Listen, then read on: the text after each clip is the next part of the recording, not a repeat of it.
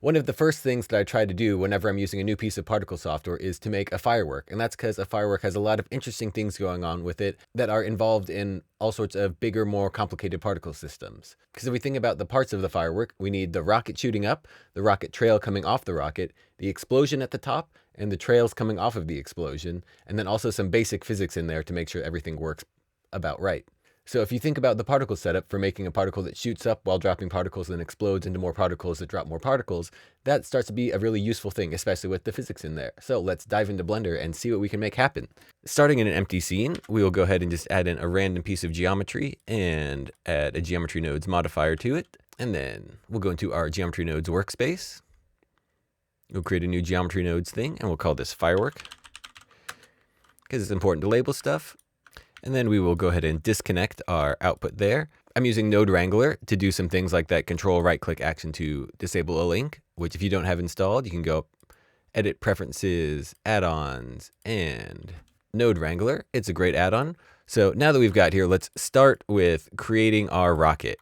We can do that by adding in a points node. And we'll connect this up.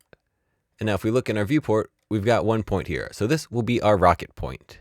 But this on its own is not going to do much. So let's start adding in our basic physics to make this work out. And we'll do that by adding in a simulation zone.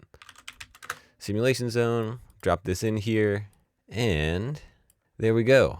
Now let's go ahead and bring in a timeline here, just so we can see what's going on. And if we hit play, you can see nothing happens yet. So what we're going to need to do here is treat this like it's an actual rocket and not just keyframe it. So by that I mean we're going to have some actual physics. So there'll be a force that pushes the rocket up and then a gravity force that pulls it down. And these two forces, when combined together, will give us a value that we can use to move the particle each frame. So this will basically be defining a velocity because it's the amount and direction something moves over a period of time. So in order to define a velocity, we'll make an attribute. So we'll go ahead and drop in a store named attribute, drop this in here, and we'll call it velocity. And we'll make this a vector because we want our X, Y, and Z components in here.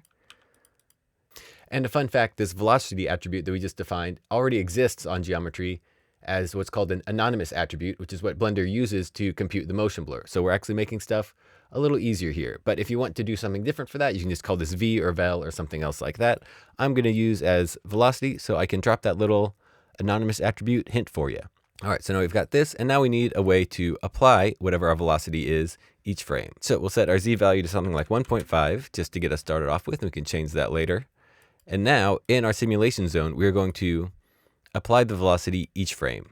So we'll do this by using a set position node, and then we'll read from our velocity attribute to change the offset of this position. So we'll go ahead and drop down a named attribute, and we'll enter in velocity, and make sure this is a vector, and we'll add this into our offset. So now each frame, our particle is going to be offset by this number in this section. And we want to use the offset instead of the position, because if we used position, then it would just move the particle up from the origin by that velocity amount each time, which we don't want. We want it going up and up and up. So if we hit play here, see it just shoots right up. If we zoom way back, you can see it's moving up at a constant velocity. So this means that we have an initial force that is pushing it up and nothing else doing anything after that. So if this was a constant force, it would be accelerating up, but this is a instantaneous force that is just causing the initial one and then nothing else is acting on it. My sister, who teaches high school science, wanted me to make sure that you guys knew that. Okay, so now we would need to add in some gravity. So we can do that by modifying this velocity attribute. So we'll go ahead and add in a vector constant. And we'll set this to something like minus 0.5. This obviously isn't physically accurate, but that's fine for this. And now we'll add in a vector math node. And we'll add these two together. And now if we play, you can see it doesn't work out like we wanted it to. And that is because if you see our velocity is not being updated with this really. So what we need to actually do is recompute this each frame and reapply this as a new velocity.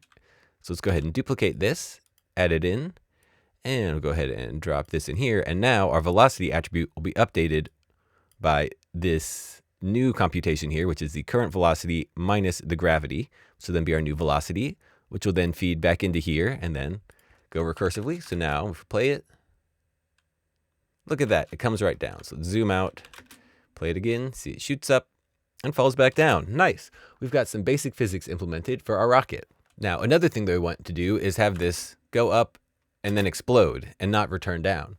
So we can do that by deleting this particle whenever its z velocity goes to 0 or below. So that means it starts to fall.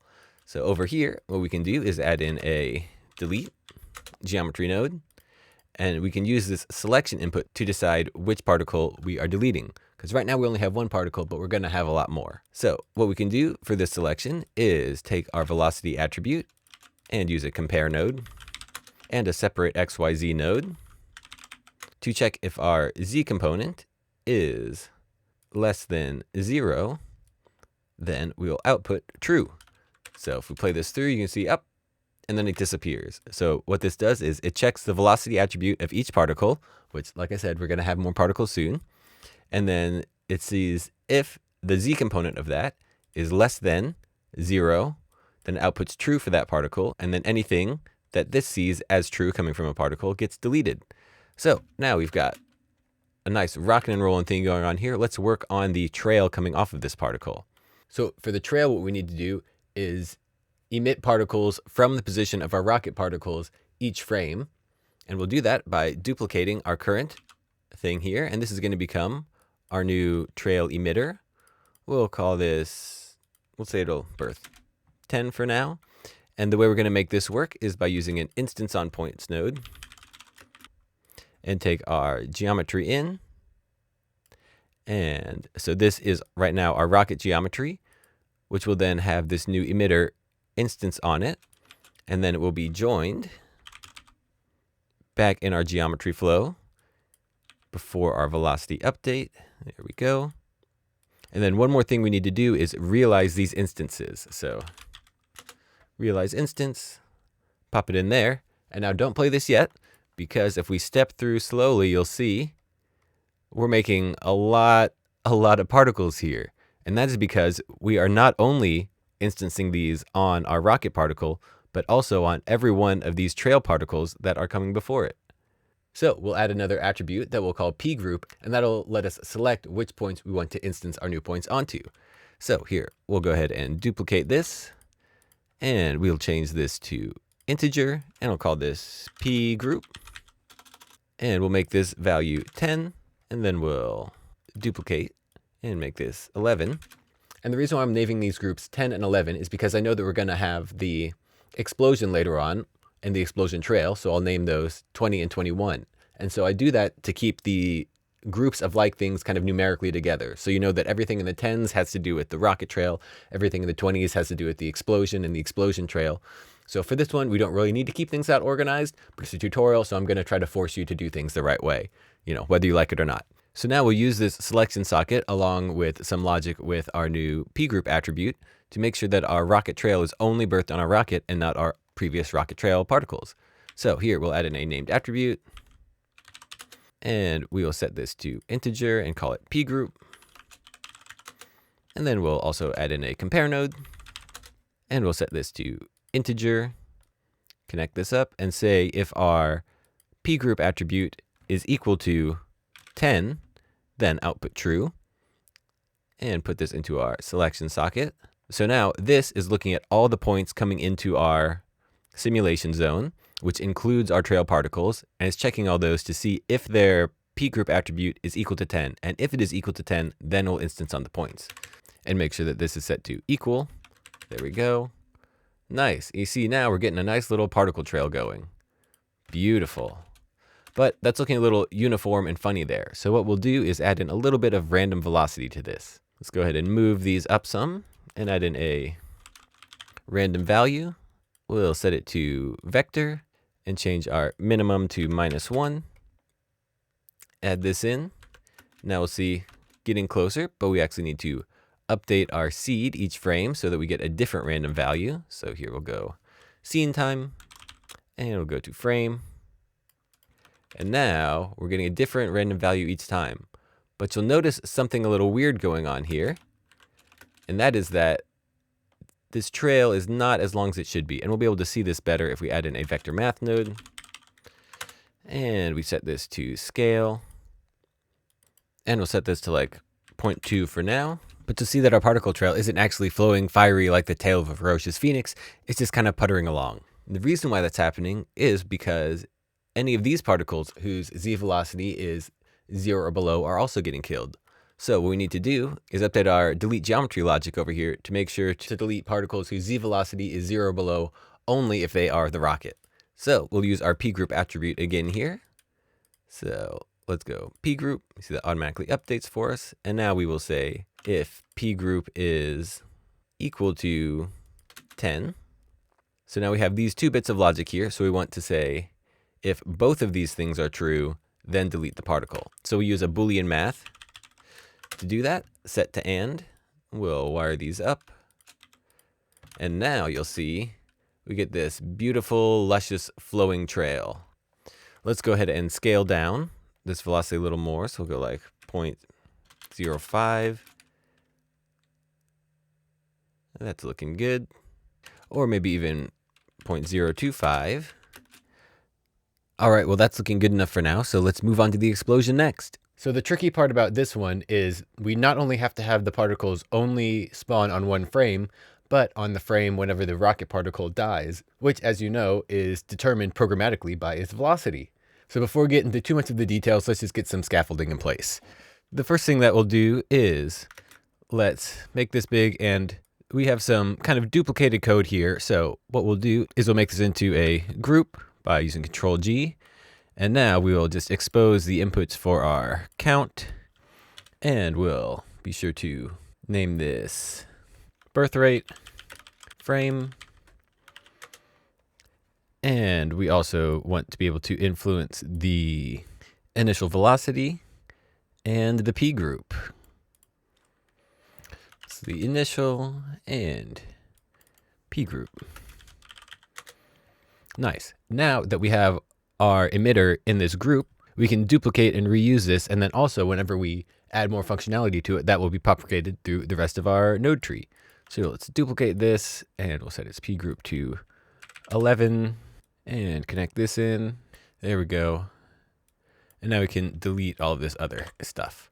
So now we have our node group, which we will call our emitter. And that propagates down there. Excellent.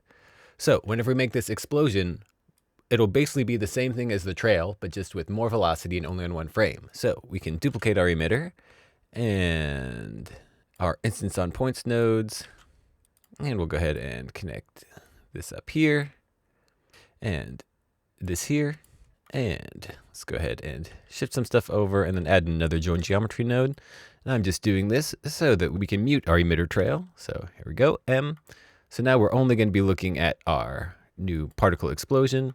We'll add in our random velocity back here. And we'll make this P group 20. And now if we go back and play, you'll see nothing happens. And that is actually a very good thing that I'm glad happened this time, because you'll see down here, if we pull this over, that our rocket trail is actually the first thing going into this join geometry node. So whenever we muted this, that only let the rocket trail through, which obviously won't be being born. So let's go ahead and switch these inputs around. So we'll go ahead and add our simulation input into the beginning and then make sure this one goes underneath. And now if we mute this, go back and play, we're getting our explosion heading up just like it's a big particle trail. So now we need to work on making this only happen on one frame. So the best way that I figured out how to do this is to create two new Boolean attributes. There'll be a dead one and a dead previous one. So we'll set the dead one to true on the frame that the particle dies and the dead previous to true on the frame after the particle dies. So let's go through and get those zipped in here. We'll go ahead and rearrange things a little bit here just to neaten things up. And now we will add in another store named attribute node. So we'll do this. We'll set this type to Boolean. We'll name this dead. And we'll duplicate this and call this one dead previous. And now we will link our death logic, which is, pretty cool name. Let's go ahead and expand this out so you guys can see it a little better. We'll send our death logic over here to the dead one. And now, so whenever a particle dies, dead will be set to true. And then you see that this dead previous is happening before that. So what we can do is hit Shift A, do named attribute, and take our dead Boolean attribute and feed that into here. So now this won't be updated until the next time the simulation zone is triggered. So we'll be able to set dead on one frame, and then on the next frame, we'll be able to set dead previous. And we'll use these two things to be able to only have the emission happen on the frame the particle dies. So this logic will look a little funny at first, but I think it should make sense. So here, this is our explosion group. And we'll go ahead and add in 2 named attributes and probably like 3 Boolean math nodes. So go ahead and duplicate this and duplicate this again. And we'll go ahead and set this to dead and dead previous. And if you're not seeing these show up, just go back to the beginning of your timeline and then play a little bit, and that will update your attributes there. So we've got this. Go ahead and move these out of the way a little more. So we've got plenty of space to see what's going on here, because I'll do my best to remember that not everybody has a big screen in front of them. Okay, now Boolean math. We'll do 1, 2, probably about 3. So the first thing that we'll do is set this one to not and plug it in to our dead previous. So what this does is it flips the value. So whenever dead previous is false, this outputs true. And whenever it's true, it outputs false. And then we'll do an AND node and do all these in here. So now this will output true whenever dead is true and dead previous is not true. So whenever a particle is dead and wasn't dead the previous frame, this will output true. And now I'll just add in one more AND here. So whenever a particle is dead this frame, not dead the previous frame, and is also in P group 10, then it will be selected. So now let's go ahead and see if our things are working. Oh, that's pretty satisfying. Look at that. Let's go ahead and shorten our timeline a good bit. So we'll make this like 60 frames. Pew. That's pretty nice. All right, so that's a big thing down. The next thing that we'll do is add in our explosion trail. So hopefully we can remember how to do this pretty easily. What we can do is we'll put this into a frame. We'll make a couple of frames here and give these some names. Great. So now we know what we need to duplicate here. So do this, bring it up here, add another join geometry node, and join this in here. Make sure it goes into the bottom and connect our points up like this, and make sure that this spawns onto P group 20. And we'll set this to P group 21. And let's see if that just works right away, if there's anything else we got to do. Look at that. Sick. Let's increase this number a little bit. So do like 10. And let's go ahead and turn on our rocket trail. Sick. Let's bring this up a little bit too. And now we have kind of a minimum viable firework, but there's a couple other little things we're going to do to make this look nicer. The first thing that we're going to do is make these trails not last forever. So we're going to add in some logic to have these particles die over time as well. And the second thing is that you see that these particles are being born in kind of clumps. Well, we don't want that. We want it to be a nice smooth trail. So the first thing we'll do is make these live a little shorter, and then we'll work on that next one last. So in order to make these live a little shorter, we'll define 2 more attributes, an age and a life. So we'll be able to define the target life of a particle and then have the age count up each frame. And whenever the age gets larger than that life amount, then the particle will be removed. And we're not doing this in this tutorial, but if you want to do a little bonus, you could figure out how to use that age over life value to adjust the radius of the particle, which will give you some more nice little effects. But we're just going for kind of like a minimum viable firework, because this is already going to be a long and complicated enough tutorial, especially if you haven't worked with attributes much.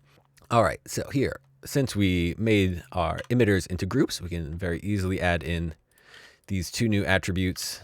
Yes, they'll both be integers, and we'll name this one age, and we'll initialize it to 0, and life, and we'll plug this in here.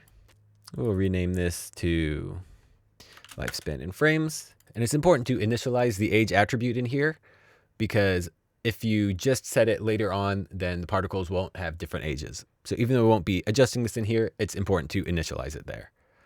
So, all right, so now we'll tab out and we'll add in some more logic here.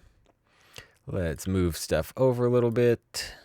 We'll be accessing these death parameters. Okay, so the first thing we want to do is increment our age. So we'll go ahead here. We'll make this a integer. Go back, play a little bit, and go back. So we've got our age attribute.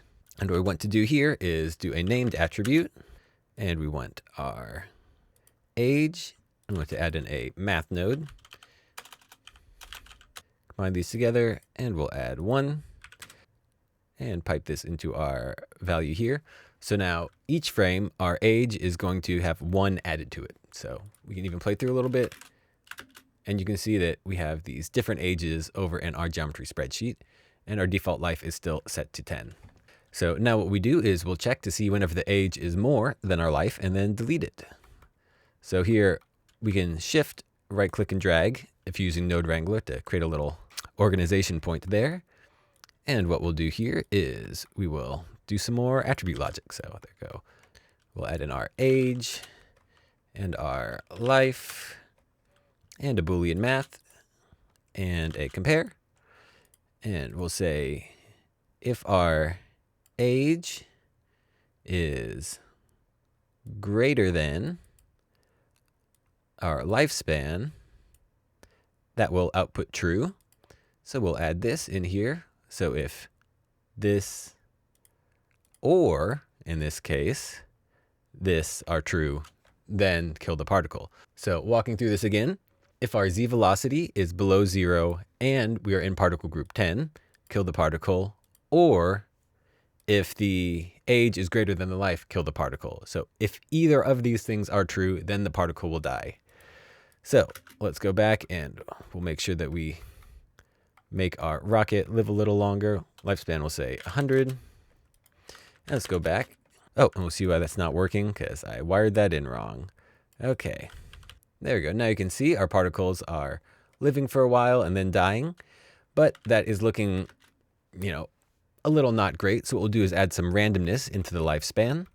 And we'll do that by adding in a random vector value. You could also do some more interesting way where you're setting a lifespan and then like a percentage of that lifespan, but it's easier in our case to just do a random value. So random value, we'll make sure that this is a integer, and we'll say from like 2 to 10 will be our random range. We'll plug this into lifespan here, and we'll also make it random for our other trail over here. There we go. And now you see that there's a little more fall off there. Maybe we'll make this max like 14. And for the other one too. I think that'll be nice. All right. So we are definitely getting somewhere now. So let's take care of this clumpiness next. And so the way we're going to do this is also going to be a little bit of a brain teaser for you. Since we don't have subframe emission, what we're going to do is use the vector velocity of our parent particle to sort of back propagate where the particles would be spawned, which sounds a lot more complicated than it is. So what we're going to do first is tell all the child particles what their parent's velocity was, and then use that to offset their position. So here what we'll do is create a parent velocity attribute. So we'll shift, right click and drag to tile those guys together. And now we'll create a new stored attribute. We'll call this parent velocity. And we'll initialize that to just the velocity value. Look at this. So now each particle is getting assigned with its velocity. Now, the instance on points nodes will give the child particles the parent particles attributes. So now each of our child particles has this parent velocity attribute to it. So if we go back and play through a little bit and open this up, you see we have these parent velocities here for everything. And if we had some better sorting functionality, you could see that some of them are the same. Okay, so now what we'll do is after our realize instance, what we'll do is add a set position node.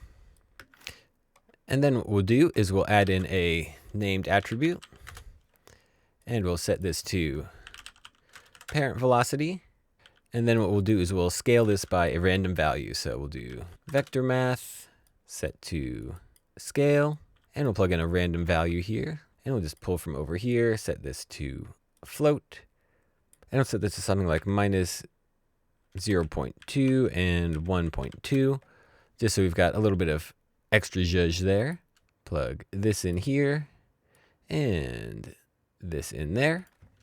And now if we go back and play, we'll see, look, we get a nice constant stream of particles. So again, if we don't do this, it's a little putt-putty. But when we do this, it's a relatively nice stream. All right, and now what we can do is just select all of these nodes and duplicate them. Hit Alt-P to take it out of our frame. Bring it up here and put it in lines. So there, we've got this. And there we go. Put all these in our frame. And now if we play this whole thing through, look at that. We have a beautiful firework. All right, now one last thing that I didn't catch whenever I was going through this, and that is if we extend our timeline out a bit and play through,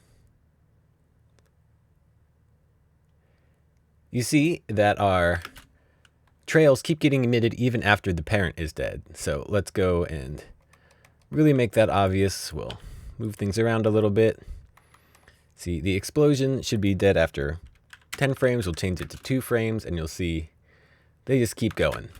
So this is an easy fix. What we'll do is just add in a little bit more to our Boolean logic here. So we'll check our dead attribute and make sure that that is not true. And if it's not true and we're in the right P group, then it will emit. So let's go ahead and add a Boolean math. And another one, add not, link those together, and these together. And now it should work on our explosion trail. Yep. So if we play through, you can see, whoop, now they die basically correctly. And the way they're dying now looks a little funny, but it makes sense. But if we want to, we can also do a little more advanced thing that I also didn't plan to do. And that is to have our particles inherit the parent velocity sum. So let's go ahead and add in a store named attribute. We'll go ahead and set this to vector velocity. And we will go ahead and scale this by, say, 0.8. And now you see our child particles inherit the parent's velocity a little bit. We'll do a little bit less than this. We'll say like 0.4. Pew. Now they work a little bit more like you'd expect. So we can have these live a little bit longer too. And now we're just sort of getting in tweaking values. So I realize that I'm losing people, but you know, who cares? There we go. And you could also do some interesting things with this and scaling over age and life and stuff, but we're gonna keep this more simple. So we've got our basic fireworks set up here. We could also add the logic to the trail, but I think we're doing fine for now. Now, the last thing that we'll do is add a little material to this and make this look good enough to put on mom's fridge, and then we'll know that we've got something worth doing. So as of the time of recording this with Blender 3.6, point cloud can only have one material assigned to it, but luckily we have these attributes which you can use in our materials, which will make everything work better. So what we'll do is go over right to the end of our little goo guy here and add in a set material node. And we will go ahead and add a new material, and we'll call this firework material. We can set this to firework material. Delete this principled shader, and we'll go ahead and add down a couple of emission shaders. So we'll do one for the rocket, one for the rocket trail, one for the explosion, one for the explosion trail. And we'll make the rocket kind of like a red, and we'll make the actual rocket part brighter. We'll make the rocket trail also a kind of red-pink that is not as bright. The explosion we'll make yellow, and we'll make it bright. And the explosion trail we'll make orange and not as bright. And now the way that we're going to decide which one of these gets assigned to which part of our group is we'll use our attributes. So we'll drop down an attribute, and in here we'll type P group, and we'll use this along with a comparison, which in The shader editor is the math node, set to compare. And here we'll say if the factor is equal to 10, we'll use our mix shader. And then we'll connect these up like this. And then we'll duplicate this mix shader and wire it up to our next bit, which will be our explosion using this. And lastly, our explosion trail with, once again, just like we've been doing. And we'll wire this up to our output. And now if we go back to our viewport, let's see, look at that. We're getting basically what we want. Very excellent. So scrub back some. You see we've got our red rocket and our yellow explosion. And now in order to make this look even a little bit nicer, let's change our particle sizes a bit. So we'll go back here and we'll expose our particle radius. And we'll just leave that name just like it is. And we'll change these values around to, we'll keep our rocket at 0.1. We'll make our rocket trail something like 0.02. We'll make our explosion 0.05. Let's do 0.08. And our explosion trail 0.02. Now let's go back and play. Nice. Look at that. Looking pretty cool. Pew.